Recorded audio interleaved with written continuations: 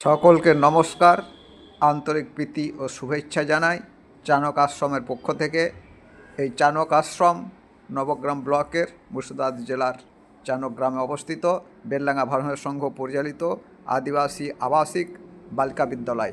এখানে প্রথম শ্রেণী থেকে দশম শ্রেণী পর্যন্ত 400 জন ছাত্রীর থাকা খাওয়া পড়ার কেন্দ্র সরকারের, ভারত সরকারের, দিল্লি সরকারের কিছু সাহায্য পূজনীয় স্বামীজি পদ্মশ্রীপ্রাপ্ত প্রদীপ্তানন্দজি স্বামীজি পান।